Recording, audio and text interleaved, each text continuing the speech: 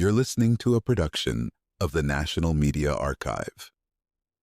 To learn more or volunteer, go to nationalmediaarchive.com. Merciless, ruthless, hired guns for a price. These are the men who solve problems the only way they know how, quickly, conclusively, and fatally. Every year, the Philippine National Police log over 6,000 cases of murder and homicide. And behind an unknown number of those killings, contract assassins, professional hitmen hired to kill, operating from the underbelly of Manila. These aren't amateurs. This isn't random street violence. This is an organized network, a system where killers are trained, tested, and unleashed. Assassins in the Philippines are a special breed, born from desperation, forged in the slums, hired to execute, paid to vanish. For recruits like Dennis, there's only one way into the game: prove you can kill. No hesitation, no personal connection. Dennis was handed a gun and a man abducted by the network. His test? Pull the trigger. In Manila, that kind of brutality isn't rare. It's an industry. Assassins can be hired for many reasons: revenge, political rivalry, personal vendettas. Prominent figures and average citizens alike. If someone wants you gone, there's a price to make it happen. On July 3rd, 2008, that price was paid. A Filipino rap group known as Bahaghari left their recording studio after a session. Minutes later, masked gunmen opened fire. Bullets flew. Two members, MJ and Dino, were killed. The attack stunned the local music scene. Bahaghari had gone viral for their hit Life of a Gangster, an anthem of life in the slums. They were more than musicians. They were the voice of the streets. But with fame came threats. Some believed rivals were jealous. Others suspected deeper grudges, but no one expected death to come that night. The attack bore all the marks of a professional hit: clean, fast, cold. The price? As little as $120, the cost of a life in the slums. A high-profile hit might fetch $220,000. But most jobs? Dirt cheap.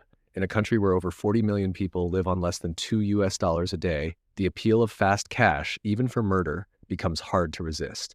Poverty breeds killers. Assassination becomes a job, not a crime. And it's been this way for decades. On August 21st, 1983, Benigno Aquino, a prominent opposition leader and potential president, was gunned down the moment he stepped off a plane in Manila. The footage of his murder went global. The message was clear. Politics in the Philippines wasn't just dangerous, it was deadly. Some said the military was involved. Others said the real masterminds were never caught. Either way, Aquino's death changed history. It showed how deep assassination ran in the country's political bloodstream. Political violence in the Philippines isn't new. It's legacy. From colonial times to dictatorship to democracy, power has always come with a body count. During election season, threats spike. Candidates are warned. Security tightens. But it doesn't stop the bullets. Retired Police Chief Avelino Sonny Razon knows the risk firsthand. Now running for mayor of Manila, he receives death threats regularly. For him, it's business as usual. As a former lawman, he's seen what the assassin network can do. And as a political figure, he's now a target. His plan? Take the fight to the streets. But taking on an assassin's network means knowing how they operate. Colonel Wally Sombero does. He survived an assassination attempt himself. While driving in Quezon City with 2 bodyguards, Sombero was ambushed by gunmen on a motorcycle. It's a known tactic: fast, nimble, hard to trace. Motorcycles don't sit in traffic, they slip between lanes. The man on the back handles the kill. Sombero's car was hit 65 times. He was shot 6 times, once in the head, twice in the arm. 3 bullets are still lodged in his back. He lived because he knew how to survive. Step 1, get out of the kill zone. Step 2, return fire. His attackers didn't finish the job and vanished, as most do. The shooters are only the muscle. The brains stay hidden. Gun-for-hire networks are layered. A client pays a middleman. The middleman connects with the mastermind. The mastermind gives the job to a hitman. The shooter gets half the payment up front. The rest comes after the target is dead. The shooters are replaceable. The masterminds? Harder to catch. And that's the real problem. In Manila, the assassins themselves are easy to find. The structure behind them is not. Even when caught, few face swift justice. Those convicted land in Manila's maximum security prison, serving life sentences for first-degree murder. Some escape the death penalty, others plead down to homicide. Law enforcement is fighting back. but it's an uphill battle. The Philippines has a strong gun culture. Legal gun ownership is expensive, about 90,000 pesos for a 45 caliber pistol. But on the black market, a gun can be bought for 5,000 pesos or less. That's under $100. For less than a night out in the West, a weapon is in hand. And the weapons don't always come from official sources. Illegal guns are crafted by hand, starting with toy parts and household junk. The result? A lethal makeshift weapon. Cheap, disposable, deadly. Poverty fuels the cycle. As long as desperation drives the streets, there will be someone willing to kill for money. That's why Manila police are now targeting the networks directly. Their strategy? Go after the groups supplying the assassins. Private armed groups known as PAGs are being disarmed, dismantled, and monitored. But it's a year-round fight, and there's no sign of it ending soon. In the war against hired killers, law enforcement's main weapon isn't brute force. It's intelligence, understanding how the networks form, how they move, how they hide. Gun bans are one of the Philippines' most aggressive short-term tactics. These temporary nationwide bans roll out before major elections, making it illegal for civilians to carry firearms outside their homes. Tens of thousands of police checkpoints spring up across the country. The goal? Starve the assassins of their easiest advantage, open access to guns, and it's working. Crime statistics released by the Philippine National Police show that gun-related incidents drop by nearly 70% during these ban periods.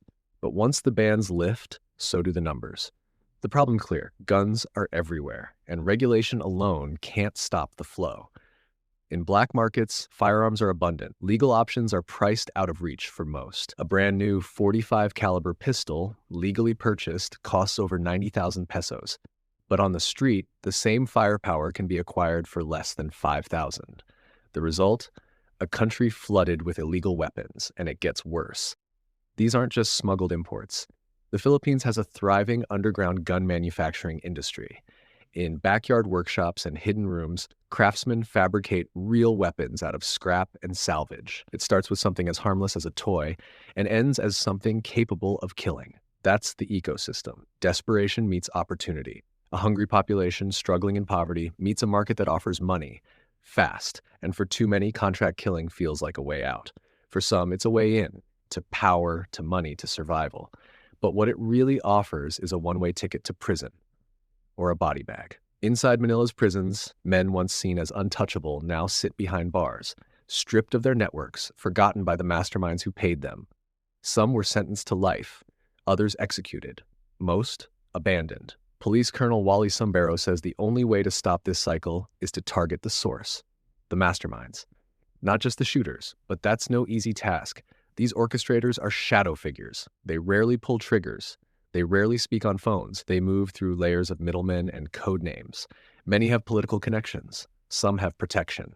Meanwhile, politicians like Avelino Razon walk a daily tightrope.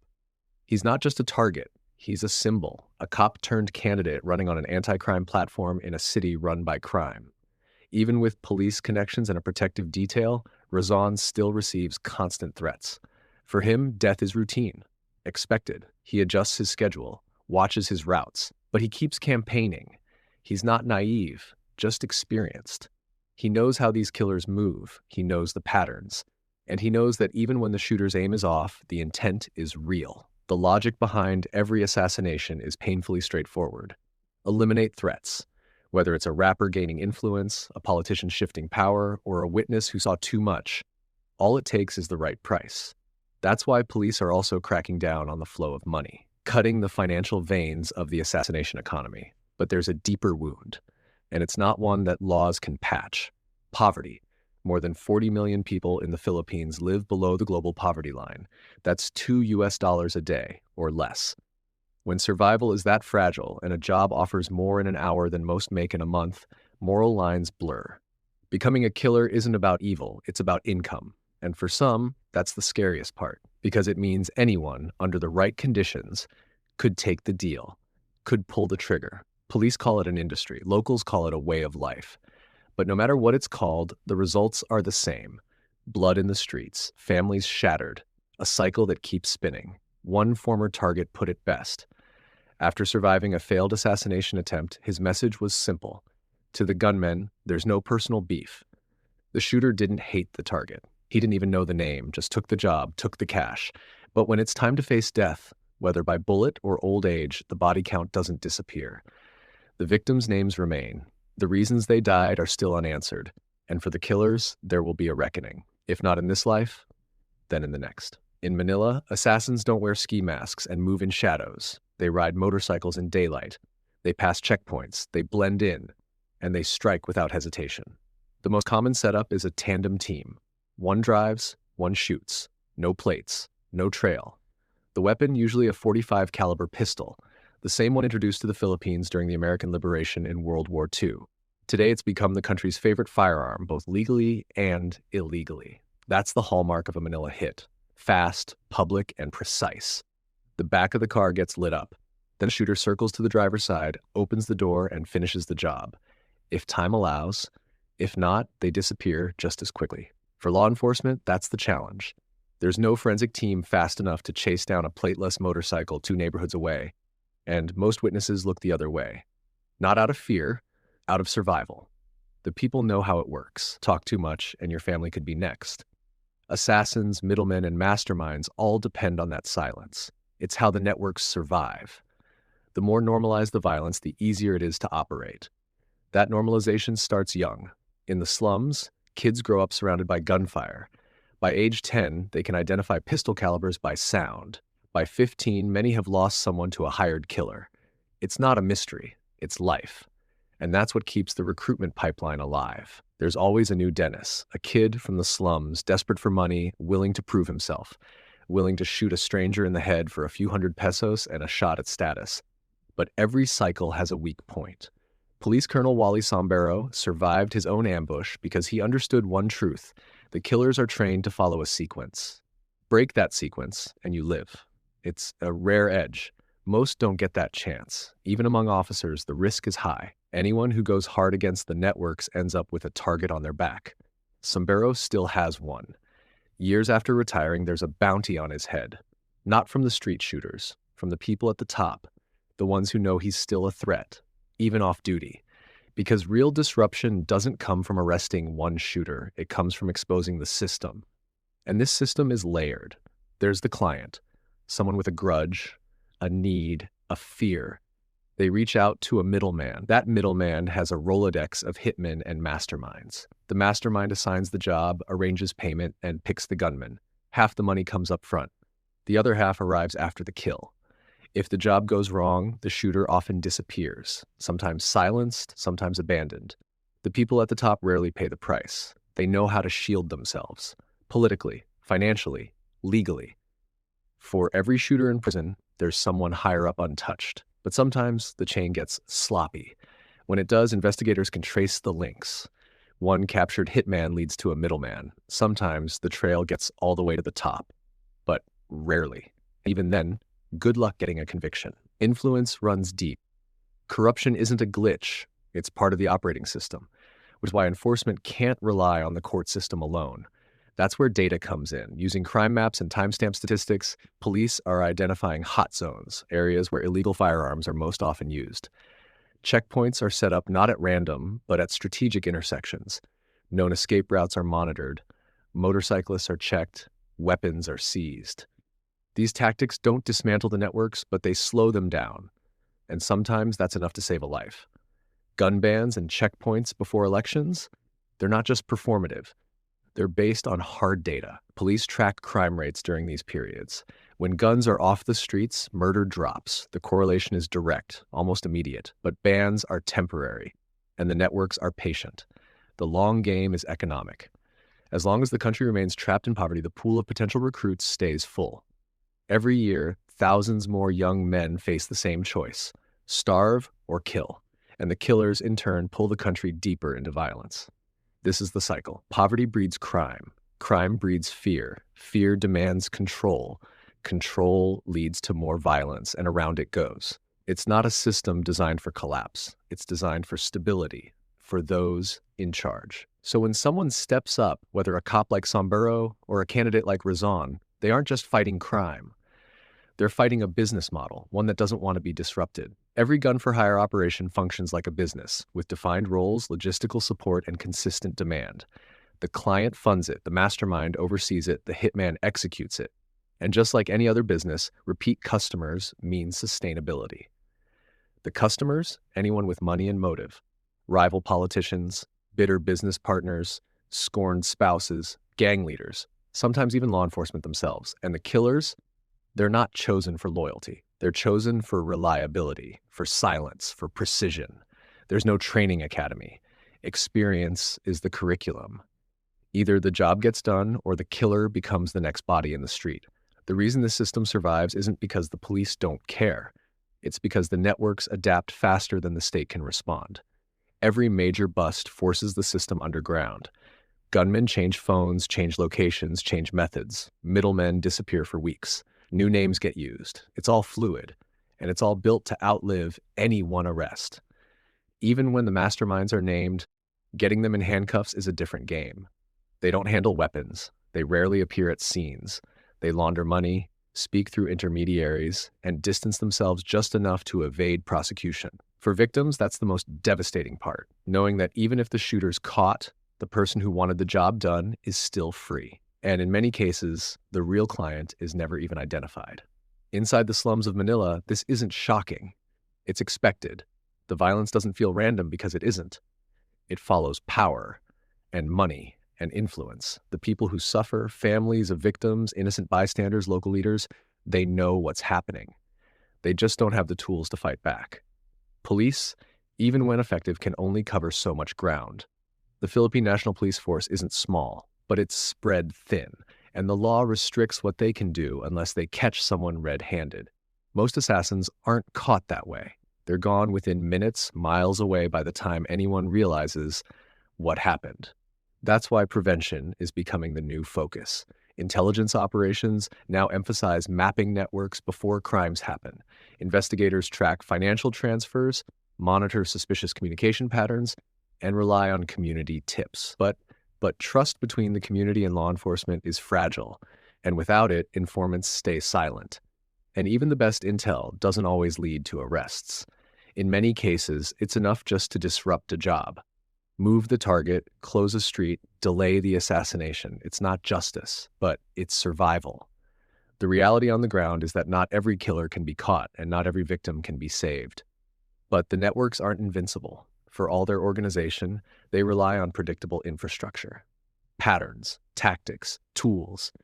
Police Colonel Wally Sombero's survival wasn't just luck. It was training. It was knowledge. Knowing the signs of a setup, knowing the angles of attack, knowing when to break the sequence and throw the shooter off. That kind of institutional knowledge is rare, and that's part of the challenge, because many of the officers who know how the networks work have already retired, been sidelined, or in some cases, assassinated themselves. Those who remain keep pushing, not because they believe they can end the violence overnight, but because slowing it down matters. Every disrupted hit is one less funeral, and sometimes it's not just about law enforcement, it's about presence. The mere visibility of police in high-risk zones makes a difference. Checkpoints, patrols, community outreach. It reminds the networks that they're being watched. Still, deterrence is only part of the fight. Real change requires structural shifts, economic opportunity, education, job programs. These are things law enforcement can't control. But without them, nothing changes. Because until a kid in the slums has a better offer than 5,000 pesos for a kill, the market for murder stays open. And when that's the case, a gunman isn't a monster. He's a freelancer with nothing to lose. Inside the National Maximum Security Penitentiary in Manila, the end of the line is quiet. No motorcycles, no fast exits, just steel doors and concrete walls. Here, some of the country's most notorious hitmen live out the rest of their days, sentenced for first-degree murder, some facing life, others condemned to death before capital punishment was suspended. They were once feared. Now they're forgotten. For the court, it's black and white. A hired killer is a murderer. But for the men behind bars, many see themselves differently, not as criminals, but as labor. Some justify their actions with poverty, others with survival. But in court, intent doesn't matter. Pulling the trigger for money still ends in the same sentence. Outside prison walls, law enforcement continues a year-round campaign targeting the broader ecosystem. Private armed groups, known locally as PAGs. These are organized militias, often backed by political or business figures who supply manpower for enforcement, intimidation, and, when needed, assassination. The government's strategy is disarmament and exposure. Identify the group, disband it, remove its weapons. Some of these operations work, others backfire, escalating violence. But the campaign presses on because the alternative is letting these groups operate unchecked. In this context, it becomes clear that gun-for-hire operations in the Philippines aren't isolated crimes. They're part of a social structure where violence has been historically embedded into politics, commerce, and control. And the gun? It's the cheapest tool of power. Philippine gun culture didn't emerge by accident. During World War II, when the United States helped liberate the Philippines from Japanese occupation, American soldiers left behind a deep firearms legacy. The .45 caliber pistol became iconic and remains the preferred weapon of choice today. That historical tie created a domestic fascination with guns, legal or not. But in the present, fascination has shifted to fabrication. Underground gun making has evolved to a dark craft. Starting with harmless objects like toy guns, backyard manufacturers create real, functioning firearms. These weapons are difficult to trace. They don't carry serial numbers, they don't follow ballistics patterns linked to commercial manufacturers, and they're cheap. In a country still classified as a developing nation, this kind of firepower becomes dangerously accessible. And the problem doesn't stay in Manila. Contract killings have spread across provinces, where law enforcement is even thinner. In rural regions, private armed groups act as both enforcers and executioners. A land dispute, a family feud, a local election rivalry, all can lead to death, as long as someone's willing to pay, and someone always is. That's why law enforcement officials emphasize that while policing is vital, policy must catch up. Without stricter control of the gun trade, both legal and illegal, the networks will continue to thrive. As long as firearms are easier to get than stable employment, the choice between a job and a gun won't be a hard one for many. But control doesn't just mean enforcement, it means prevention. Stopping the next Dennis before he's handed a gun and told to kill a stranger. It means economic alternatives, not just patrols. And yet, patrols still matter. On the ground, it's officers at checkpoints who intercept smugglers. It's tactical teams who move on intel. It's local police who chase down suspects, knowing they may not come back. These frontline roles carry the highest risk. The gun-for-hire industry doesn't just target civilians or politicians. It targets law enforcement, too. And once you're on the list, there's no warning, no phone call, no message. Just a pair of motorbikes, a couple of bullets, and a statistic. So officers like Wally Sombero carry scars, literal and psychological. Every mission is survival. Every step outside the house is calculated. But that's the reality of confronting a system that treats human life as currency. In the Philippines, death for hire is more than just a crime. It's an institution, one that adapts, one that resists, and one that won't die quietly. Its power lies in its scale, not in the size of its armies, but in the speed of its deals. A message is sent, a payment is wired, a motorcycle engine starts. Within hours, a life ends. It's a business that leaves no receipts, no names, no second chances. And the cost? Variable. For a high-value political or celebrity target, the job can cost up to $220,000. But for an ordinary man in the slums, a hit might go for as little as 120. That's 5,000 Philippine pesos, barely enough to fill a gas tank in the West. That price difference isn't about complexity, it's about exposure. High-profile kills draw attention. Investigations, cameras, low-profile kills don't. They disappear into the noise. And the killers don't care who the target is, they don't ask why. They don't need a motive, only a name, a face, a location, and half the money up front. It's that lack of connection that makes them so dangerous. No emotional barriers, no hesitation, just a job to do. For communities, the trauma runs deep. Most families never see justice. They bury their dead. They move on. Because reopening wounds can bring new enemies. And in neighborhoods run by fear, silence is the survival code. Law enforcement doesn't operate in a vacuum. Officers are often working blind, with limited cooperation and almost no witnesses. It's not because people don't care. It's because people know how this ends. Talk, and you become the next target. Still, the police continue their work. From sting operations targeting illegal gun markets, to intelligence missions tracing payment flows between clients and killers, The Philippine National Police are trying to cut through the layers, not just chase the gunmen, but identify the supply chain. Firearm seizures have become a key focus. But the problem isn't just how many guns are on the street, it's how fast they're replaced. Confiscated weapons are replaced within days. Homemade firearms can be crafted in hours. And black market deals never really stop, they just get quieter. For policymakers, the challenge is how to regulate a system that doesn't acknowledge the law to begin with. Tightening legal gun restrictions has helped, especially when paired with nationwide bans before elections. But the deeper issue isn't regulation, it's reach. Gun laws only apply to those willing to follow them. The networks aren't, which is why public policy has begun shifting toward economic intervention, providing jobs, skills training, education programs, anything that gives would-be assassins a better option than murder for hire. But change is slow, and in a system where the money flows faster through violence than through legal channels, even the most well-meaning programs struggle to keep up. That's why the narrative, the story, matters. Because as long as being a gunman is seen as a viable career path in the slums, the cycle keeps going. That's the danger. That's the reality. And that's the silence law enforcement is fighting to break. Former targets, the ones who survived, are starting to speak up. One man who narrowly escaped a hit addressed the assassins directly. He didn't express rage. He didn't vow revenge. Instead, he spoke to the system. He said this: "We have no personal problems. You weren't angry at me. You didn't even know me. Someone just paid you, and you took the job." And then came the warning.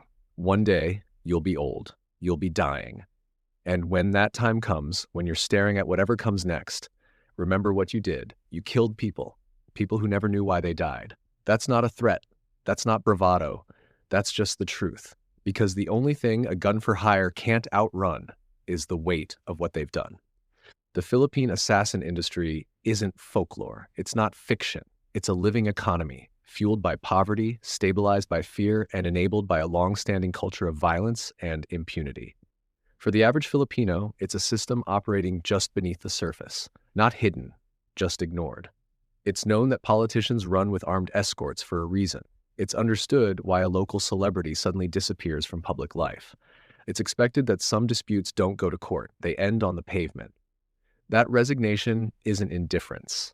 It's fatigue. Generations have lived through the cycle: political killings, gangland hits, corporate sabotage by bullet. And still, life moves on, because it has to. But in Manila and beyond, there's a growing shift. Law enforcement is evolving. Younger officers are digital natives using analytics, mobile data tracking, and facial recognition to identify networks. Surveillance drones and real-time response teams are becoming more common. Still, no amount of tech replaces old-school street knowledge. It's the veteran officers, like Colonel Wally Sombero, who pass down the playbook. Not just how to chase a gunman, but how to think like one, how to expect the ambush, how to disrupt the pattern. Their knowledge is battle-earned. 6 bullets, scars that don't fade, and yet the mission continues. At the same time, survivors, people who've lost family, people who've dodged death, are raising their voices, not for revenge, for awareness. Because as long as this remains underground, it stays powerful. The killers rely on anonymity. The middlemen depend on silence. The masterminds hide behind money and legal gaps.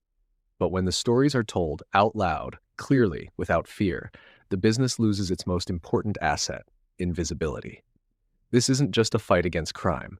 It's a fight against normalization, against the idea that life can be taken for a price and that justice is optional. The Philippine police force can set up checkpoints. Judges can hand down sentences. But the real battle happens in the culture, in the neighborhoods, in the slums. It happens when a teenager offered 5,000 pesos to kill someone says no. It happens when a witness decides to speak up. It happens when someone in power refuses to hire a gun. That's where the tipping point is, not in the prisons, not in the press conferences, but in the everyday decision to resist the trade of death.